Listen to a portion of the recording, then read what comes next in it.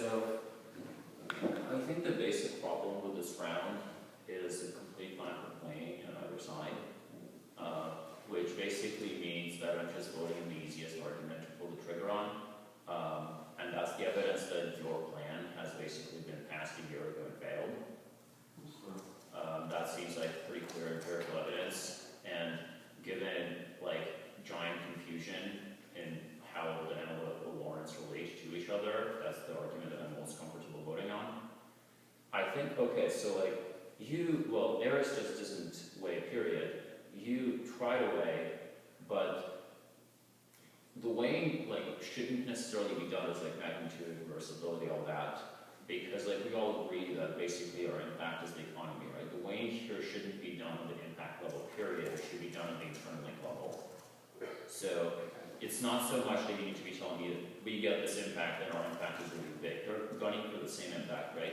What you should be saying is, like, this controls the internal link to the other arguments. For example, like, let's say confidence is the most important because without confidence everything else collapses, or the ability to pay off debts controls the internal link to everything because an economy that is indebted does not have consumer spending. Consumer spending is an internal, like, something like that, right? A relationship between the arguments. Right now, I have a lot of line-by-line debate, but I don't know how those arguments relate to each other, so it's very difficult for me to vote on the analytical arguments. Okay. Then there's the issue, okay, so they're calling you out on the fact that you're like going back and forth in inflation, deflation. I mean, Eris, yes, you not only mistag the argument, but you use the word deflation to refer to inflation throughout the entire argument. But that's not even the problem, right? The problem, like, I understood what you're going for because it sounded like what you meant to say was inflation. The problem is that you're double turning yourself because you're saying that inflation is bad, but you're also giving me evidence from this guy from Mississippi, or who said that quantitative easing is going to cause deflation. This was not on the existed now. Yeah. So when you guys are going, it's like they're confusing and contradictory. That's not argument, right? That's just kind of like, oh, I'm confused or free, right? What you need to say is, go to their evidence of the Federal Reserve guy in Mississippi, extend that, go to the arguments for why inflation is bad, extend that, they double turn themselves, we win on this argument, then weigh the argument, right? Okay, and lastly, like, Eris, so, yes, inflation means that the value of money goes down. But there's no, like, lag between that and prices, because the word inflation is just short for price inflation. Like, the word inflation means rising prices.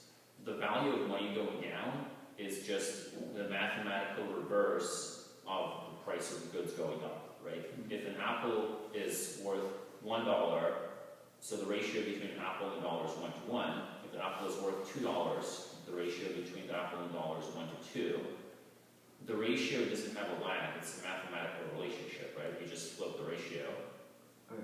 But what I was saying is, like, businesses are going to project that inflation is going to rise, so then they'll raise the prices before that. Right, so the argument isn't that there is a lag between prices and inflation, because prices are inflation. The argument is that inflation is self-perpetuating because expectations of future inflation shape price formation in the present, and so inflation becomes a self-fulfilling prophecy. Okay. But the problem is that they're reading several arguments which say inflation is good, which are true, and you don't really address them. Inflation makes it easier to pay off debts because your debts are worth less in real terms.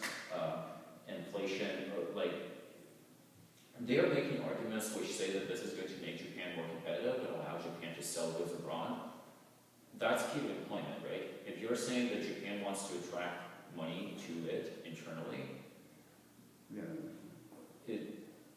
I mean, the argument isn't so much that it attracts money as that it attracts foreign goods, but that just means that foreign goods crowd out the goods that are produced domestically, like get rid of Japanese jobs, right?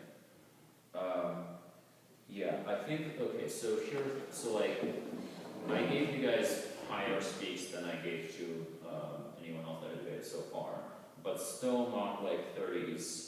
And this, so like, I gave you my speech because you understand how monetary policy works, which makes me happy. But I didn't give you very high stakes because, like, the way you present arguments makes this round really difficult to follow. In particular, like, none of your contentions are structured as like weakness link impact, or don't really have any internal structure. I feel like you can take your 6 or 7, I don't know how many branches you have, and condense them into like 3 or 4.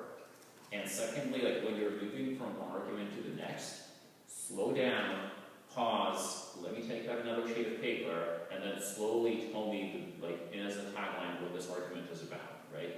Because right now, it's difficult to flow, but like, I can handle that part, but it's difficult to understand how that's going to relate to the rest of the round, right?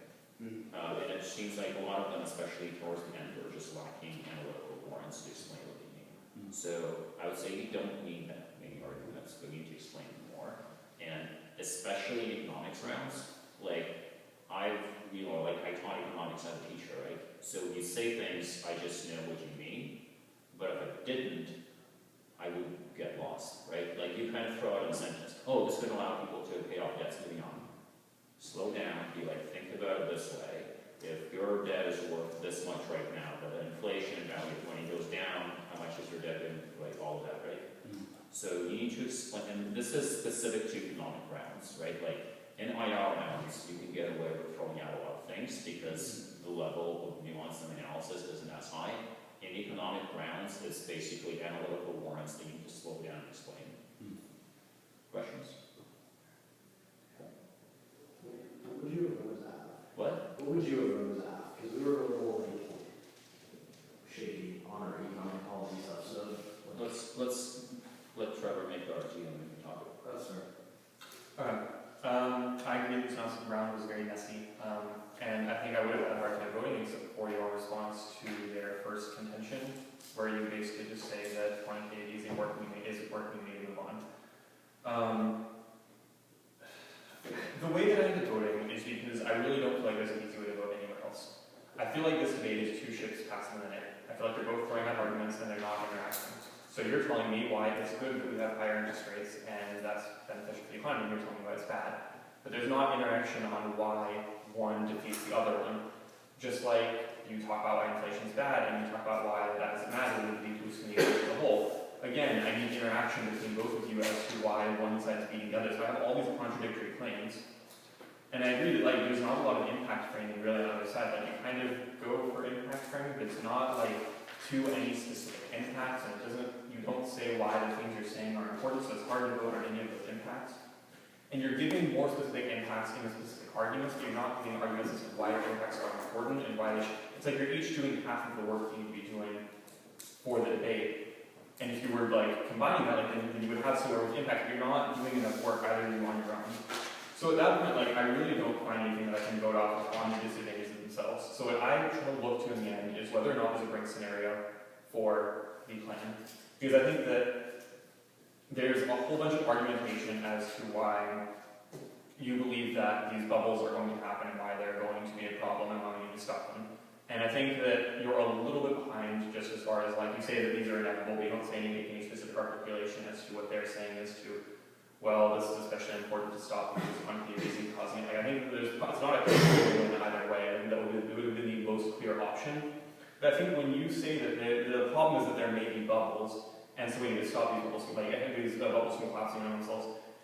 Like, you're just not saying when that's going to happen. You don't have any specific analysis as to, like, why that's happening now and why this plan is to happen. And so when you say, like, in the first disadvantage, you say, yes, it's working, but it's time to move on from that, and Japan needs to stop having quantitative easing because in the long term we need to get off this, then you're making an argument that would make sense if there were a break, if you had a scenario which why it has to happen right now.